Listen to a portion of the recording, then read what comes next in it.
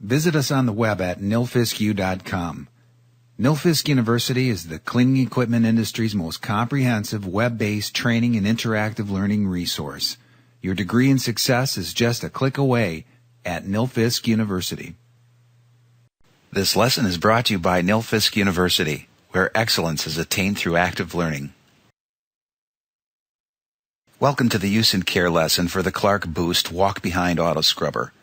As you can guess from the title, we'll be covering how to use these machines and how to care for them. This course is not intended to replace the operator's manual that ships with the machine, but please read, understand, and follow all the safety, maintenance, and operating instructions in that manual. Doing so will ensure years of safe operation and optimum performance from the machine. Here are the outcomes of this lesson. After completing the course, the learner will be able to describe 3 items that should be inspected before operating the machine. Describe how to fill the machine with water and detergent. List the steps necessary to start the scrubbing function. Identify each item on the control panel and describe what it does. Describe how to change the detergent ratio when using Onboard Chemical. List 2 items to be inspected and cleaned before storing the machine. And list 3 maintenance items to be checked weekly. Before we can begin using the machine, it has to be prepared for you. So let's start from the very beginning of a typical day. First, we'll turn on the light in the room in which the machine is stored. The first thing you should see is the machine parked with the recovery tank open, the machine plugged to a standard 110 outlet, charging the batteries, and no pad or brush installed on the machine. This is how the machine should have been left after it was used last.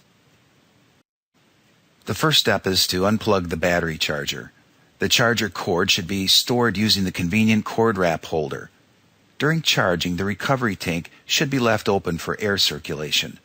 Now the recovery tank can be lowered to its normal operating position.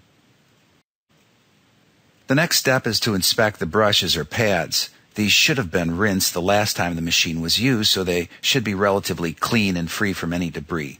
Inspect the pads or brushes and determine if there's enough brush or pad life for the scrubbing that you're about to complete, and if not, replace the pads or brushes as needed. Also make sure you have the correct pad or brush type for the scrubbing that needs to be performed. Now install the pads or brushes on the machine. This machine features a fixed pad driver, so it's super easy to install the pad or brush. With the pad in hand, simply slide the pad or brush under the pad driver. Center it on the outside edge of the pad driver and lift up and press on the pad or brush. The grip face on the pad driver will hold it in place. Make sure the recovery tank is empty. Check the ball float cage and make sure it's clean and the ball moves freely. A clip on each side of the cage has to be opened to remove the ball float cage. Then inspect the rear blades to make sure that they're ready for use and aren't torn or nicked. The machine features a 4-sided squeegee blade that has 4 working edges, so the blade can be flipped end for end or flipped top to bottom to expose a fresh working edge, all without tools. If all 4 edges are damaged, a new squeegee blade is needed. Attach the squeegee to the machine with the 2 thumb nuts and attach the squeegee hose. Do not over-tighten the squeegee as it's designed to break away if it hits an object. Now we're ready to fill the machine with water. Hot or warm water cleans better, but the water temperature should not exceed 130 degrees Fahrenheit. If using the onboard detergent system, fill the machine with pure water only. Inspect the onboard detergent cartridge and verify that the correct detergent is in the cartridge and that there's enough detergent in the tank to complete the scrubbing task. If an onboard detergent dilution system is used, like a wall mount station, fill the machine from this device. If bulk detergent is to be mixed in the tank, fill the machine 1/3 the way up, then add the detergent and fill the machine full. In all cases, fill the machine so that the solution level is 1 inch or 2 below the fill port. Before we get into the details of how to run the machine, let's take a moment to see all the switches on the control panel. I'll start in the upper left corner and move right to left. First is the true one-touch switch, which starts and stops scrubbing. Next is the vacuum on-off switch. Then there's the click brush switch, This switch is only active on Clark disc machines and is disabled on the Boost model. On the bottom row, we have the solution increase and decrease switches. The battery gauge is in the middle, and to the right of that is the onboard chemical dial knob used to select one of 4 preset detergent settings. And last but not least is the key switch. We're now ready to transport the machine to the area to be cleaned. Turn on the machine using the key. Verify that the machine has enough battery power to complete the scrubbing task by using the control panel battery gauge. The machine is controlled by 2 safety yellow palm switches located on the handlebar. You can dial in the correct speed for the job by simply turning the dial on the speed control potentiometer. The potentiometer sets the maximum speed for both forward and reverse. Set the potentiometer about halfway between the slowest and fastest speed. To get the machine to go in reverse, simply push the white button on the back side of the handlebar, followed by one of the yellow palm switches on the handlebar. To make the machine simple to use, it features true one-touch scrubbing. The press of a single button both starts and stops the scrubbing function. To start scrubbing, lower the deck to the floor using the foot pedal on the rear of the machine. Then, lower the rear squeegee to the floor. Now, press the true one-touch scrub button. This will enable all the systems for use and turn on the vacuum motor. Depressing the yellow safety switches will start the actual scrubbing function. The machine will move forward, water will begin to flow, and the brushes will begin to spin. To pause scrubbing, release the yellow safety switch and the machine, solution flow, and brush motor will all stop. To stop scrubbing, simply press the one-touch scrub button again. The motor will shut off after a 10-second delay. Now, lift the deck from the floor and raise the rear squeegee. The Boost features 2 scrubber pressure settings, regular and extreme. The regular setting is when the deck is in the free floating position. This is the setting used for most cleaning tasks and will give you the longest run time. Extreme scrub is enabled by moving the deck foot pedal up and into the lockdown position. This is for the heaviest soils and used for stripping. If the solution flow rate needs to be adjusted, it's simply a matter of pressing the solution flow rate increase switch or the flow rate decrease switch. There are 3 flow rates, low, medium, and high. Each setting uses 2 LEDs, so low is indicated by 2 LEDs, medium by 4 LEDs, and high will light all 6 LEDs. To turn solution off, simply press the solution flow rate decrease until all the LEDs are extinguished. One of the top features of this machine is its ability to have an onboard chemical mixing system. When looking at the control board, you'll see a turnstile knob that has 4 color options and a circle to the far left for off. This machine comes preset with 4 detergent settings that can be adjusted on the fly by simply turning this knob. The 4 preset settings are green, 250 to 1, or 40%. Blue, 133 to 1, or 75%. Yellow, 66 to 1, or 1.5%.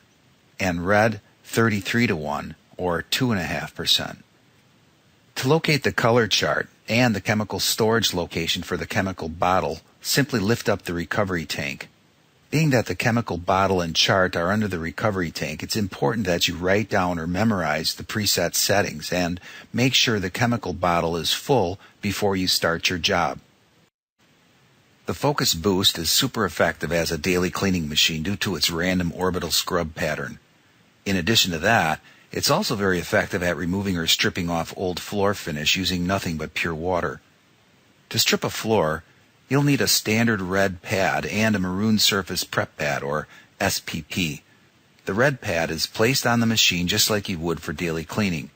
The maroon pad is then sandwiched between the red pad and the floor and is simply held into place by the extreme pressure of the machine. Stripping the floor is really not much different than scrubbing the floor with a few exceptions. The best practice is to pre-wet the maroon pad using the machine's solution dump hose and then place it under the red pad. Now, turn the speed of the machine to its slowest speed. If you're using detergent, turn it off and set the solution flow rate to the low flow setting. Always use the extra pressure setting when removing floor finish. Now start scrubbing and adjust the speed to a very slow walking pace. The slower the machine moves, the more aggressive the action will be on the floor.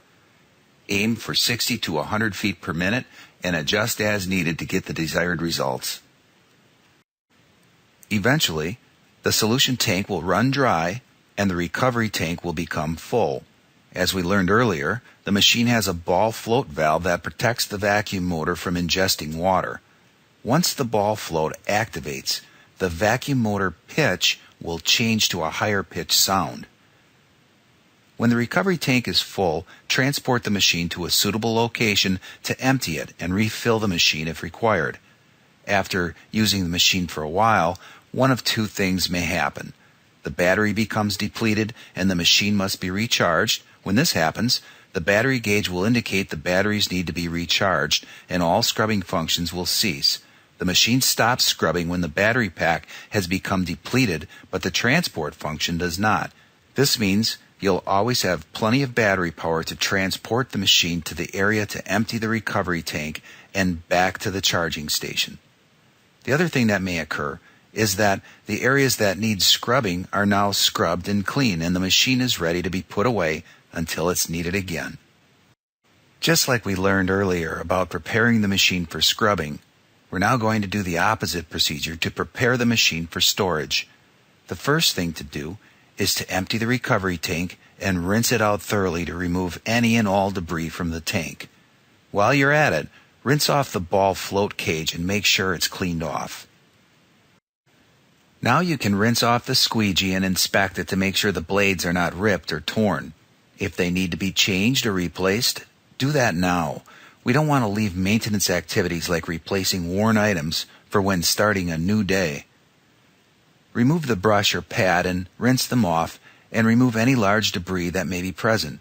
Inspect the pad or brush and see if the pads need to be changed or flipped over and check to see if the brushes need to be replaced. If they do, do that now also. Set them aside to dry. Lift up the recovery tank so that air circulation can occur. Then, unroll the power cord and plug the end into an outlet so that the batteries will be charged for the next person who needs to use it. It's also a good idea to take a wet rag and clean off the exterior of the machine. And remember to turn off the light when you leave the room. Besides the maintenance that's done on the machine on a daily basis, there's also maintenance required periodically. Weekly, one should check the water level of each battery cell and add distilled water as needed. The machine should not be charged if the plates are not under water. Before charging, inspect the cells and make sure none of the plates are exposed. If they are, then just add enough water to cover the plate, but do not fill the cell all the way until after the machine is fully charged. If the machine is fully charged, then add water so it touches the bottom of the fill tube in each cell. Do not fill the cell to the very top of the battery. Clean the solution filter. Clean the foam vacuum exhaust filter located on the underside of the vacuum motor under the recovery tank. And purge the onboard chemical mixing system with plain water. Monthly, the battery pack should be equalized. Equalizing the battery ensures each cell is at its maximum charge potential for maximum runtime.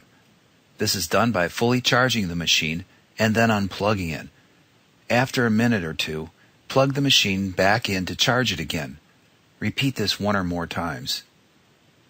After 1 year of use, the carbon brushes in the vacuum motor should be inspected for wear, and at the same time, inspect the carbon brushes on the scrub motor to see if they need to be replaced. Refer to the operator's manual or an authorized advanced service center on carbon brush replacement. This concludes this use and care lesson for the Clark Focus 2 Compact's Boost model. If you have successfully retained the information provided in this course, you'll be able to describe 3 items that should be inspected before operating the machine. Describe how to fill the machine with water and detergent. List the steps necessary to start the scrubbing function. Identify each item on the control panel and describe what it does.